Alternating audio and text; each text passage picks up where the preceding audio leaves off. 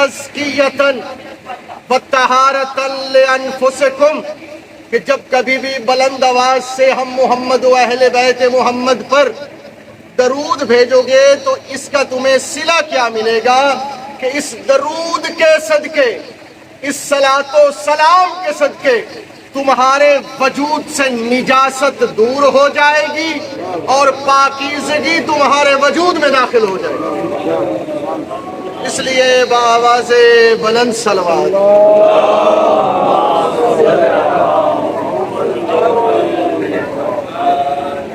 سورہ مبارکہ الاحزاب کا 73واں آیت آپ کے سامنے سرنامہ گفتگو قرار دیا۔ سادات و غیر سادات، برادران اسلام، سامعین محترم، ارشاد رب العزت یا ایھا النبی، خداوند متعال اپنی کتاب لا ریب میں ارشاد فرما رہا ہے، اپنے پیارے نبی سے مخاطب ہو کر، نون والقلم نبی سے، طٰہٰ و یاسین نبی سے، مزمل و مدثر نبی سے خطاب جو ہے وہ نام لے کر نہیں کر رہا، خطاب جو ہے وہ عہدے سے کیا جا رہا ہے۔ یا ایھا النبی، اے نبی، کیا کہا؟ اے نبی، اے نبی کہہ کر خدا نے یہ ثابت کر دیا کہ جو لوگ یہ کہتے ہیں کہ 40 سال بعد نبی بنا، ان کے دعوے کی تردید کی جا رہی ہے۔ اللہ پکار کر کہہ رہا ہے کہ ہم نے آپ کو نبی بنا کر بھیجا، بھیج کر نبی نہیں بنایا، نبی بنا کر بھیجا۔ یا ایھا النبی، اے نبی، انا ارسلناک، ہم نے آپ کو ارسال کیا، ہم نے آپ کو بھیجا، شاہدم، اس پوری کی پوری کائنات پر گواہ بنا کر۔ اب گواہ بنانے کا مقصد کیا ہے؟ گواہ بنانے کا مطلب کیا ہے؟ گواہ بنانے کا یہاں پر مفہوم کیا ہے کہ اے میرے محبوب، جب یہ کائنات بن رہی تھی آپ اسے دیکھ رہے تھے، یعنی اس کائنات کے وجود سے پہلے میرے آقا کا وجود ہے۔ جب کوئی شے نہ تھی تو سرکار دو عالم نبی خدا تھے۔ وَإِذْ أَخَذَ اللَّهُ مِيثَاقَ النَّبِيِّينَ، قرآن کہہ رہا ہے کہ جب اللہ نے انبیاء سے میثاق لیا، وہ میثاق کب لیا؟ عالم انوار میں لیا، آدم کے وجود سے پہلے لیا، اس کائنات کے وجود سے پہلے لیا۔ اس بات کی خمازی ہے کہ محمد مصطفیٰ پہلے، یہ کائنات بعد میں، احمد مجتبیٰ پہلے، یہ شجر، یہ حجر، یہ بحر و بر، یہ کہکشائیں، یہ جتنا بھی سلسلہ ہے کائنات کا، یہ بعد میں۔ اور وہ عہد کیا تھا؟ کس چیز کا عہد لیا گیا؟ جناب محمد مصطفیٰ صلی اللہ علیہ وآلہ وسلم کی نبوت و رسالت۔ ایسے ہی آدم اس وقت تک صفی اللہ نہیں بنے کہ جب تک جناب محمد مصطفیٰ کی نبوت کا اقرار نہیں کیا۔ یہ وہی عہد ہے جو انبیاء سے لیا گیا۔ قرآن میں کہتا کہ یہ میثاق انبیاء ہے۔ وَإِذْ أَخَذَ اللَّهُ، جب اللہ نے میثاق لیا، وَإِذْ أَخَذَ اللَّهُ مِيثَاقَ النَّبِيِّينَ، نبیوں سے، ایک نبی سے نہیں جمع کر لفظ استعمال کیا گیا، 1,24,000 نبیوں سے۔ آدم اس وقت تک نبی نہیں بنا کہ جب تک جناب محمد مصطفیٰ کی نبوت و رسالت کا اقرار نہیں کیا۔ نوح اس وقت تک نجی اللہ نہیں بنے کہ جب تک جناب محمد مصطفیٰ کی نبوت و رسالت کا اقرار نہیں کیا۔ موسیٰ کلیم اللہ نہیں بنے، عیسیٰ روح اللہ نہیں بنے۔ سبھی اس وقت تک سبھی انبیاء کو تاج نبوت نہیں عطا کیا گیا کہ جب تک آقا دو جہاں کی نبوت و رسالت کا اقرار نہیں کیا۔ تو نبی پہلے ہیں، ارسال بعد میں ہو رہا ہے، نبی پہلے ہیں۔ خود ختم الانبیاء فرماتے ہیں کنت نبیا وآدم بین الماء والطین، کہ میں محمد اس وقت بھی نبی تھا کہ جب آدم ابھی پانی اور مٹی کے درمیان میں تھے۔ آدم کا وجود نہیں تھا، آدم کا خمیر نہیں ابھی گوندھا گیا تھا، لیکن آقا دو جہاں موجود تھے، اس پوری کائنات کو بغور دیکھ رہے تھے۔ آدم کا وجود بعد میں، احمد مجتبی کا نور وجود پہلے۔ یہ حقیقت ہے، اس حقیقت سے کبھی انکار نہیں کیا جا سکتا۔ پوری کائنات عالم پر گواہ بنا کر بھیجا۔ وَمُبَشِّرًا، دوسری صفت، دوسری حالت کہ جب رسول آئے، پہلی حالت کیا بیان کی کہ ہم نے آپ کو بھیجا اس حالت میں کہ آپ پوری کائنات پر گواہ تھے۔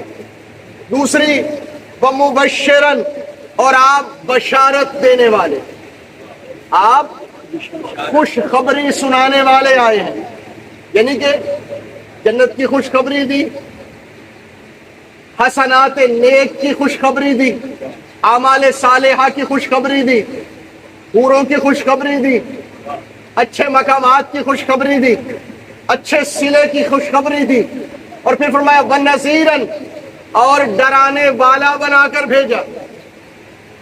اللہ کے ڈرو، خوف خدا کھاؤ، نیک عمل کرو گے تو جنت میں جاؤ گے، اعمال صالحہ کرو گے تو وہ اعمال صالحہ تمہارے اتباع رسول میں شمار ہوں گے، وہ اطاعت رسول میں شامل ہوں گے۔ اگر اعمال صالحہ نہیں کرو گے تو پھر ڈرایا کہ فلاں فلاں عذاب کے منتظر رہنا، فلاں فلاں سزا کے منتظر رہنا، یہ سزا ہوگی اگر یہ عمل نہیں کرو گے، اس کی یہ سزا ہوگی۔ اور پھر آخر میں فرمایا وَدَاعِيًا إِلَى اللَّهِ بِإِذْنِهِ، اور ہم نے آپ کو اس حالت میں بنا کر بھیجا کہ آپ اللہ کے امر سے اللہ کی طرف بلانے والے ہیں، خدا کی طرف پیغام پہنچانے والے ہیں، خدا کا پیغام آپ کی طرف پہنچانے والے ہیں، خدا کی طرف بلایا جائے گا۔ اور آخر میں فرمایا وَالسِّرَاجًا مُنِيرًا، اور سب سے بڑھ کر میرے نبی کی صفت یہ ہے، اللہ تبارک تعالیٰ نے فرمایا کہ میں نے اپنے محبوب کو سراج منیر بنا کر بھیجا، ایک روشن چراغ بنا کر بھیجا۔ اور یاد رکھنا، ایک ایسا روشن چراغ، ضروری نہیں کہ آپ میرے عقیدے سے اتفاق کریں، میرا اپنا عقیدہ ہے، آپ کا اپنا عقیدہ ہے، میرا عقیدہ یہ ہے کہ یہ سراج منیر جہاں بھی روشن ہو جائے گا، جہاں بھی روشن ہو جائے گا، وہاں سے تاریکیاں ختم ہو جائیں گی، وہاں سے ظلمتیں ختم ہو جائیں گی، وہاں سے اندھیرے ختم ہو جائیں گے۔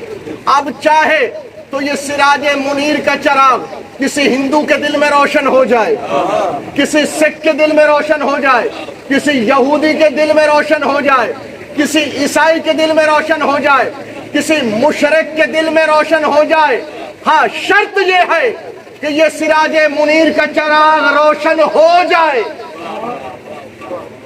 تو ساری ظلمتیں ختم ہو جائیں گی، ساری تاریکیاں ختم ہو جائیں گی، ساری گھٹائیں چھٹ جائیں گی۔ تاریخ کے اندر اس کی مثالیں موجود ہیں۔ رسول کائنات صلی اللہ علیہ وآلہ وسلم کا 40 سالہ زندگی کا ایک حصہ ابتدائی میرے مولا کا 40 سالہ اپنے آپ کو آمنہ جلال نے اپنوں سے تو کیا اغیار سے بھی صادق منوایا، تائید کریں گے آپ، امین منوایا، اپنے تو کیا غیروں نے بھی عبداللہ کے لال کی امانت کی گواہیاں دی، دیانت داری کی گواہی دی کہ آمنہ کے لال سے کوئی سچا نہیں، آمنہ کے لال سے کوئی بڑا دیندار، آمنہ کے لال سے بڑا کوئی امانت دار نہیں ہے۔ اپنے تو کیا غیروں نے بھی اقرار کیا۔ یہ کتنے عرصے؟ 40 سالہ۔ اب 40 سال کے بعد ظاہری اعلان رسالت ہونے جا رہا ہے۔ ایسے ہی 40 سال تک ایسا نہیں ہے کہ نبی نہیں ہے، نبی تو ازل سے ہے، لیکن ظاہری طور پر جو اعلان کیا ہے وہ 40 سال بعد۔ اپنوں نے مانا، اغیار نے مانا، صادق مانا، امین مانا۔ کس حد تک؟ اس حد تک کہ ایک محفل میں بیٹھے ہوئے آمنہ کے لال نے کہا کہ مجھے کتنا صادق مانتے ہو، مجھے کتنا صادق مانتے ہو؟ تو کہنے لگے آمنہ کا لال آپ انتہا درجے کے صادق ہیں، آپ کی صداقت کا کوئی انکار کر ہی نہیں سکتا۔ تو سرکار نے فرمایا اگر میں محمد تم سے یہ کہوں کہ اس پہاڑ کے پیچھے ایک بہت بڑا لشکر ہے، تیار ہے، قریب ہے کہ وہ تمہارے اوپر حملہ کرے، کیا تم مان جاؤ گے؟ کہنے لگے جی ضرور، ضرور مانیں گے۔ اور پھر آمنہ کے لال نے کہا اگر اس کی تائید کے لیے، اس کی تصدیق کے لیے تم اس پہاڑ کے پیچھے جاؤ اور وہاں پر تمہیں وہ لشکر کھڑا نظر نہ آئے تو کیا پھر بھی مجھے صادق مانو گے؟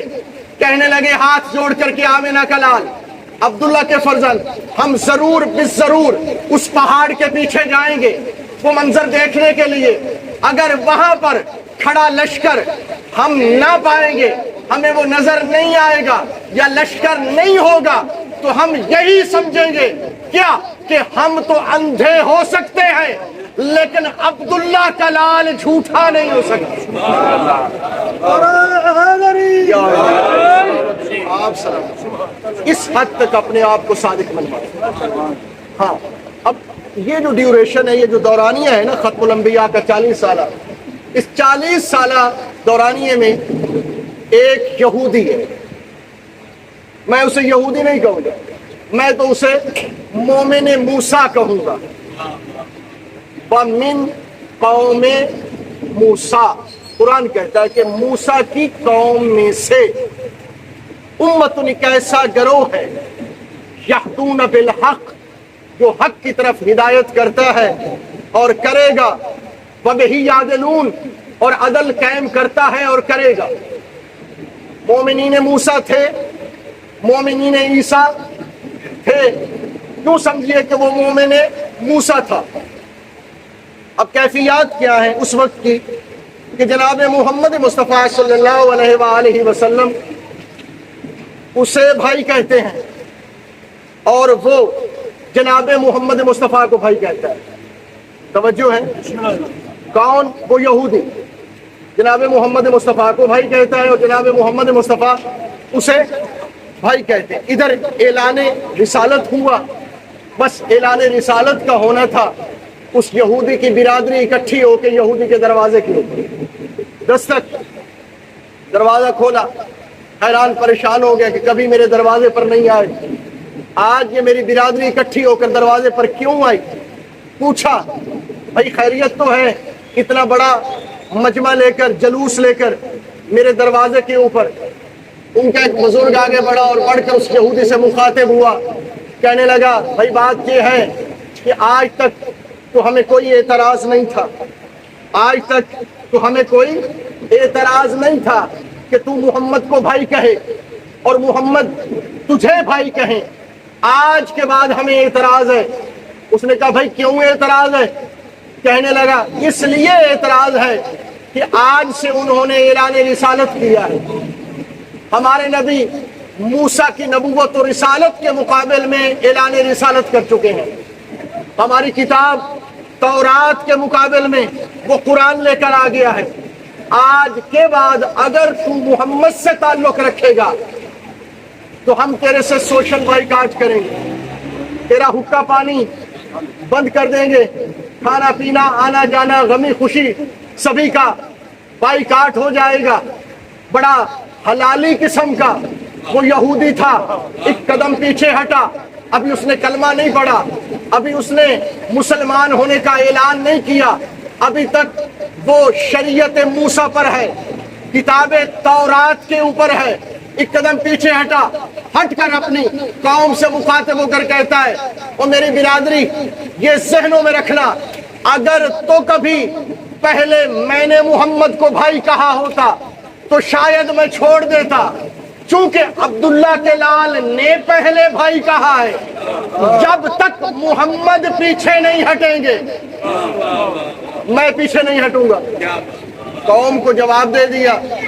ساری کی ساری قوم ناراض ہو کر چلی گئی. سوشل بائیکاٹ شروع ہو گیا. کپڑے کا بہت بڑا تاجر تھا, تجارت کی غرض سے ملک شام چلا گیا. کچھ عرصہ بیتا, کچھ سال بیتے. 3.5 سال آمنہ کے لال کو شعب ابی طالب میں گزارنے پڑے. 3.5 سال کے بعد حکم خدا ہجرت کے لیے, آقا ہجرت کے لیے مکہ سے مدینہ چلے گئے. اب جب ہجرت کر چکے تو ایک وقت ایسا آیا کہ ابو سفیان, ابو جہل, عمرو بن عبد و بدھ جیسے لشکر کفار کے جرنیلوں نے ایک فوج اکٹھی کی مدینہ پر لشکر کشی کرنے کے لیے. یہ سب چلے گئے. ان کے چلے جانے کے بعد کچھ دنوں کے بعد وہ یہودی شام سے واپس پلٹا, مکہ کے صدر دروازے پر داخل ہوا. منظر کیا دیکھا کہ مکہ بے رونقہ, مکہ سونا سونا, بازار بند, دکانیں بند. وہ پہلے کسی رونقیں نظر نہ آئی, گھوڑ سوار نظر نہ آئے. بڑا حیران, بڑا پریشان ہوا. یہودی اپنے آپ سے کہتا ہے خدا خیر کرے, آج تک مکہ بند نہیں ہوا, آج تک ایسی بے رونقی مکہ کے اندر نہیں ہوئی. آج یہ کیوں ہوا ہے؟ اس نے نظر دوڑا کر دیکھا, دیوار کے ساتھ ایک کونے میں ایک بوڑھا کافر بیٹھا تھا. اس بوڑھے کافر کے قریب گیا, غور سے اس کو دیکھا اور دیکھ کر کہا یا شیخ یہ کیا ماجرا ہے, یہ کیا وجہ ہے کہ آج مکہ بند ہے, آج مکہ بے رونق ہے, آج مکے کے بازار بند ہے, گھوڑ سوار نظر نہیں آئے. اس بوڑھے کافر نے بڑے غور سے دیکھا کہ یہ تو وہی ہے کہ جسے آمنہ کا لال بھائی کہتا تھا, جسے محمد بھائی کہتے تھے. غور سے دیکھ کے کہتا تو تو وہی ہے جسے عبداللہ کا بیٹا بھائی کہتا تھا. اس نے کہا ہاں یہ شرف مجھے ہی حاصل ہے. اس نے کہا تجھے نہیں پتا, تیرے جانے کے بعد ابو سفیان نے, عمرو بن عبد و بدھ نے, فلاں نے تیرے بھیا محمد کو مجبور ہی اتنا کر دیا کہ وہ مکہ چھوڑ کر مدینہ چلے گئے. بعض پھر بھی نہیں آئے, پیچھے سے ایک بہت بڑا لشکر تیار کر کے تیرے بھیا محمد سے لڑنے مدینہ گئے ہیں. یہودی تھا, ابھی تک کلمہ نہیں پڑھا تھا, ابھی تک اعلان اسلام نہیں کیا تھا, ابھی تک اس نے مسلمانی کا اعلان نہیں کیا تھا. رکابوں پہ بیٹھا ہوا, زور دیا, زین پہ اٹھا, اٹھ کے للکار کے کہتا ہے ان کی یہ جرت کہ میرے جیتے جی میرے بھائی محمد سے لڑے. یہودی تھا نا, وہیں سے گھوڑے کی لگاموں کو موڑا. یہ تاریخ کے جملے ہیں. ابھی تک اپنے گھر نہیں گیا, اپنی بیوی سے نہیں ملا, اپنے بچوں سے نہیں ملا, وہیں سے گھوڑا موڑا. 1 دن 2 دن 3 دن 5ویں دن سرزمین خندق پر پہنچا. مسلمانوں اور کافروں کے درمیان گھمسان کی لڑائی شروع ہو چکی تھی. اب تاریخ کے یہ جملے ہیں. وہیں پہ کھڑا ہوا, للکار کے کہتا ہے آمنہ کا لال گھبرانا نہیں, میں پوچھ لیتا ہوں ان سے یہ تیرے ساتھ لڑتے کیسے ہیں, ان کی جرت کیسے ہوئی. آپ بھی, آپ میں سے کوئی فرد کسی مشکل میں گھرا ہوا ہو, دشمنوں کے نرغے میں ہو, تو اگر کوئی دوست آ جائے تو وہ پیچھے سے للکارتا ہے, حوصلہ دیتا ہے کہ میں آ گیا ہوں, میں ان سے پوچھ لیتا ہوں تیرے ساتھ کیسے لڑتے ہیں. یہی منظر تھا وہیں میدان خندق کے باہر. میدان میں کود پڑا. اب تاریخ یہ کہتی ہے تھوڑی دیر بعد وہ یہودی مارا گیا, قتل کر دیا گیا. اذا جاء نصر اللہ والفتح, جب اللہ کی نصرت آئی, مدد آئی, تو پھر جوک در جوک لوگ جو ہے وہ اسلام میں داخل ہونا شروع ہو گئے. اب آقا علیہ الصلوۃ والسلام نے ممبر پہ بیٹھ کے اپنے تمام اصحاب کو اپنے پاس بلایا, بلا کر کہا جو زخمی ہیں ان کو اٹھا کر لاؤ, جو شہید ہیں ان کو اٹھا کر لاؤ تاکہ ان کے کفن دفن کا اہتمام کیا جا سکے. اب تاریخ کے یہ جملے ہیں. صحابہ کہتے کہ ہم سوئے مقتل چلے کہ لاشوں کو اٹھا کر لائے. پیچھے سے آمنہ کے لال نے مخاطب ہو کر کہا میرے پیارے صحابہ, دوران لڑائی, دوران جنگ میں نے اپنے یہودی بھائی کی بھی آواز سنی تھی, ذرا اسے بھی دیکھنا. اب صحابہ کہتے ہیں کہ ہم یہودی کی لاش اٹھائے, پیغمبر خدا کے سامنے لائے. آمنہ کے لال نے بڑے غور سے دیکھا, زیر لب تبسم فرمایا، مسکرا کر صحابہ سے مخاطب ہو کر ہاتھ سے اس یہودی کی لاش کی طرف اشارہ کر کے تمام صحابہ سے مخاطب ہو کر کہا، او میرے پیارے صحابہ، یہ کیسا شہید ہے، یہ کیسا شہید ہے کہ جس نے نہ کلمہ پڑھا، نہ نماز پڑھی، نہ روزہ رکھا، نہ حج کی، نہ زکوٰۃ دی، اور یہ جنت میں بھی جائے گا، یہ جنت میں بھی جائے گا۔ ختم الانبیاء آقا دو جہاں کے منہ سے صرف اور صرف لفظ شہید کا نکل جانا ہی اس کی بخشش کے لیے کافی تھا۔ ساتھ میں آقا نے تصدیق و تائید کر دی کہ یہ جنت میں بھی جائے گا۔ اب رکھیے سر پہ قرآن اور مجھے یہ بتائیے کہ اس یہودی نے کتنی نمازیں پڑھی تھی، کتنے روزے رکھے تھے، کتنی حجیں کی تھی، کتنی زکاتیں دی تھی؟ کچھ بھی نہیں کیا تھا۔ صرف اور صرف اس کو صلہ یہ ملا تھا کس چیز کا کہ اس کے قلب میں، اس کے دل میں سراج منیر کا چراغ روشن ہو گیا۔ اس نے تکبیر، نعرہ رسالت، نعرہ حیدری۔ یہ صلہ ملا ہے اسے عشق مصطفیٰ کا، یہ صلہ ملا ہے اسے آقا کی ذات سے محبت کا۔ جس نے بھی محبت کی، کس سے محبت کی؟ اللہ کے محبوب سے، ان کی آل اطہار سے، وہ دنیا میں بھی کامیاب ٹھہرا اور آخرت میں بھی کامیاب ٹھہرا۔ کیوں؟ کیونکہ سراج منیر کا چراغ قلب میں روشن ہوا، اس نے ساری تاریکیاں ختم کر دی، اس نے ساری ظلمتیں ختم کر دی۔ یہ ہے نانا کہ جنہیں پروردگار عالم نے سراج منیر کہا۔ اور نانا کون ہے؟ کہ جس نے نواسے کے متعلق کہا کیا؟ ان الحسین مصباح الہدی وسفینۃ النجا۔ نانا سراج منیر بن کر آیا اور نواسا چراغ ہدایت بن کر آیا۔ رسول نے کہا ان الحسین مصباح الہدی، یاد رکھنا میرا حسین مصباح الہدی چراغ ہدایت ہے، وسفینۃ النجا، اور یہ نجات کا سفینہ ہے، نجات کی کشتی ہے۔ اسی لیے فرمایا نا مثل اہل بیتی کا مثل سفینۃ نوح۔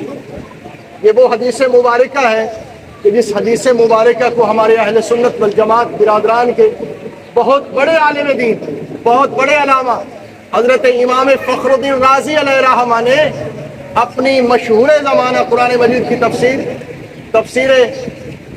کثیر میں، تفسیر ابن کثیر میں، صاحب کثیر نے، حضرت فخر الدین رازی علیہ رحمہ نے بھی لکھا۔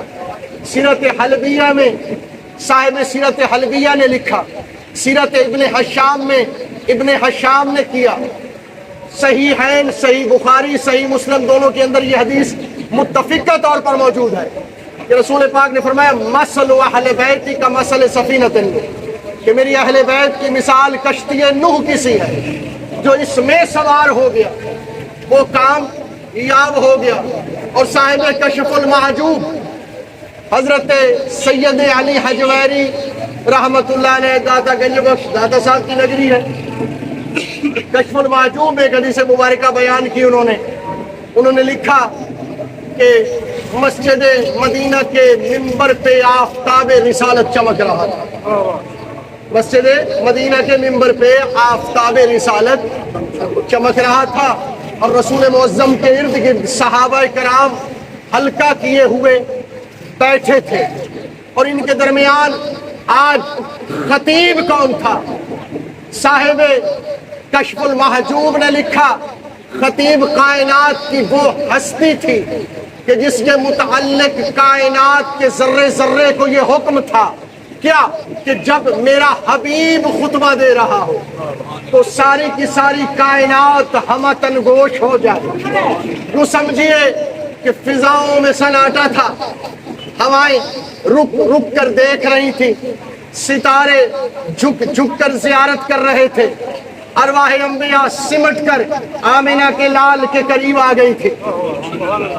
موسیٰ ملاحظہ کر رہے تھے تو یعقوب مشاہدہ کر رہے تھے، اور ذات واجب نے اپنے تمام فرشتوں کو یہ حکم دے رکھا تھا کیا کہ میرے حبیب کی زبان سے ایک نکلا ہوا لفظ جو ہے اسے فوراً کن سے فیکون کے سانچے میں ڈال دینا، اس لیے نہیں کہ یہ بشر ہے، اس لیے کہ یہ مصطفیٰ ہے، اور اس کے ہر حکم کی تعمیل ہونا ضروری ہے۔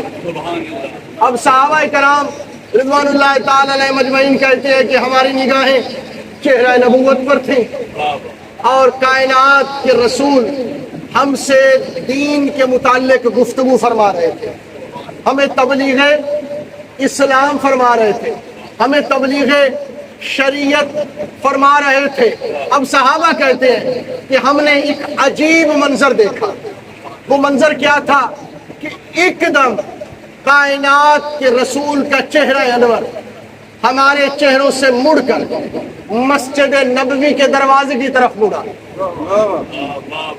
اب سارے کے سارے صحابہ کہتے ہیں اب جب رسول مکرم کی گردن مڑی اور مسجد نبوی کی طرف چہرے کا رخ ہوا تو ہم نے بھی اپنی گردنوں کو مروڑ کر مسجد نبوی کے دروازے کی طرف دیکھنا شروع کیا۔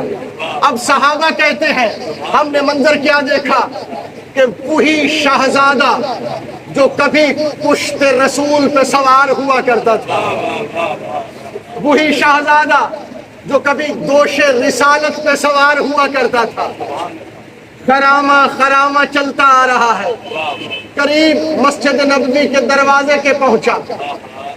صحابہ کہتی ہیں زندگی بھر ہم وہ لمحہ، ہم وہ منظر بھلا نہیں پائیں گے۔ ہم نے کیا دیکھا کہ اس شہزادے کے اپنے پاؤں اپنی ابا کے دامن کے ساتھ الجھے، قریب تھا کہ یہ شہزادہ اپنی ابا کے دامن کے ساتھ الجھ کر زمین پر گرتا۔ رسول نے بجلی کی سی تیزی کے ساتھ منبر کو چھوڑا اور دوڑتے ہوئے ایک مرتبہ مسجد نبوی کے دروازے کے قریب پہنچے۔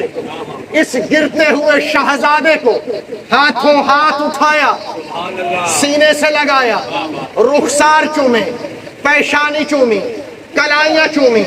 چومنے کے بعد صحابہ کہتے ہیں کہ کائنات کے رسول وہاں رکے نہیں ہیں بلکہ وہاں سے جلدی سے ایک مرتبہ منبر کے قریب آئے، منبر پر بیٹھے نہیں ہیں، اس طرح دونوں ہاتھوں سے اس شہزادے کو بلند کیا، اتنا بلند کیا، اتنا بلند کیا کہ پہلے سے لے کر آخری صحابی تک سبھی نے دیکھا۔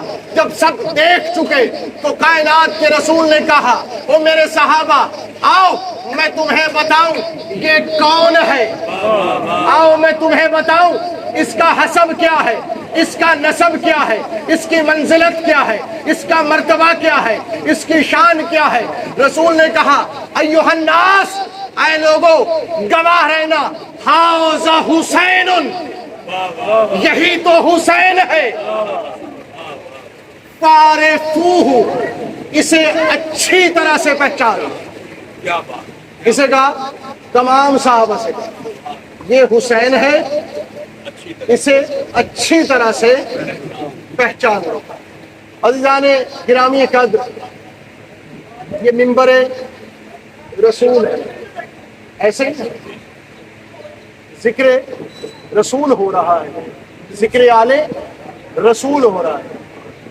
اب ہوتا کیا ہے کہ اس گفتگو کے دوران، میری اس بات کے دوران میرا کوئی کم سے نزیز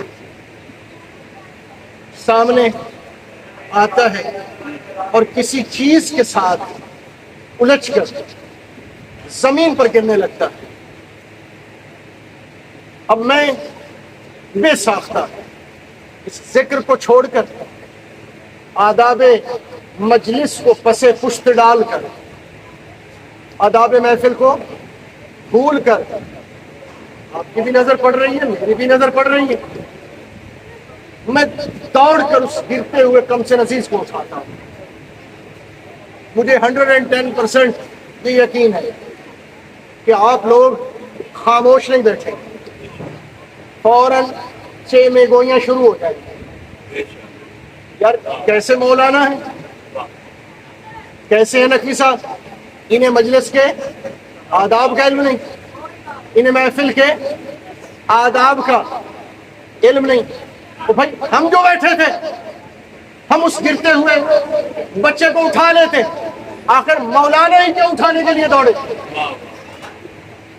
ایسے فوراً چھ میں گوئیاں شروع ہو جائیں گی، اعتراض شروع ہو جائے گا۔ یہ تو تصویر کا ایک رخ ہے نا۔ اب دوسرا رخ آپ کے سامنے پیش کرنا چاہتا ہوں۔ جیسے یہ سامنے کولر ہے، یہ یہاں پر الماری ہو، اور الماری کے اوپر قرآن مجید فرقان حمید کا نسخہ پڑا ہوا، ہوا کے جھونکے کے ساتھ وہ قرآن کا نسخہ نعوذ باللہ من ذالک زمین پر گرنے لگے۔ اب میں ڈھیٹ بن کر منبر کے اوپر بیٹھا رہوں اور اس گرتے ہوئے قرآن کو نہ اٹھاؤں، تب بھی آپ خاموش نہیں بیٹھیں گے، فوراً میرے اوپر فتویٰ لگائیں گے کیسا مولوی ہے، اسے عزت قرآن کا علم نہیں، اسے عظمت قرآن کا علم، قرآن گر رہا تھا یہ دیکھ رہا تھا۔ میری سمجھ میں یہ بات نہیں آئی، جو مجھ جیسے نا اہل انسان کے شان شایان کام نہیں ہے وہ ختم الرسل نے کیسے کیا؟ تو ختم الرسل نے یہ کام کر کے زمانے کو بتایا کہ زمانے والوں یاد رکھنا، یہ کوئی عام بچہ نہیں، اگر کوئی عام بچہ ہوتا تو آپ اٹھ کے اٹھاتے۔ رسول کا اس گرتے ہوئے بچے کو اٹھانا اس امر کی دلیل ہے کہ وہ گرنے والا بچہ کوئی عام بچہ نہیں تھا بلکہ ناطق قرآن کا سپارہ تھا۔ نعرہ تکبیر، نعرہ رسالت، نعرہ حیدری، آواز بلندتر صلوات۔ عزیزان گرامی قدر، ہاں اگر میں بھی گرتے ہوئے قرآن کو اٹھاتا کیا کرتا؟ ایک مرتبہ اٹھاتا، بوسہ لیتا، سینے سے لگاتا، آپ کے سامنے قرآن کھولتا، کھول کے پہلی آیت کی زرور تلاوت کرتا، تفسیر بیان کرتا۔ بے عین ہی ختم الرسل نے یہی کام کیا، گرتے ہوئے قرآن کے پارے کو اٹھایا، اٹھا کے صحابہ کے سامنے کھولا اور کھول کر پہلی آیت کی تلاوت شروع۔ کیا کہا؟ ہذا حسین، یہ حسین ہے، فارفوہ، اسے پہچان لو۔ اب صاحب کشف المحجود اور صاحب ینابی المودت الشیخ سلیمان الحنفی قندوزی نقشبندی ندوی علیہ الرحمہ نے لکھا کیا کہ رسول معظم نے صرف یہی نہیں کہا کہ یہ حسین ہے اسے پہچان، بلکہ ایک بہت بڑا قصیدہ اپنے نواسے کی شان میں پڑھا اور صحابہ کو سنایا۔ کیا کہا؟ ایھا الناس، اے لوگو خیال رکھنا، دھیان رکھنا، یہ حسین ہے، اسے پہچان لو۔ پھر فرمایا کہ یہ کون حسین ہے، اس کا نسب کیا ہے؟ رسول پاک نے فرمایا جدہ فی الجنہ،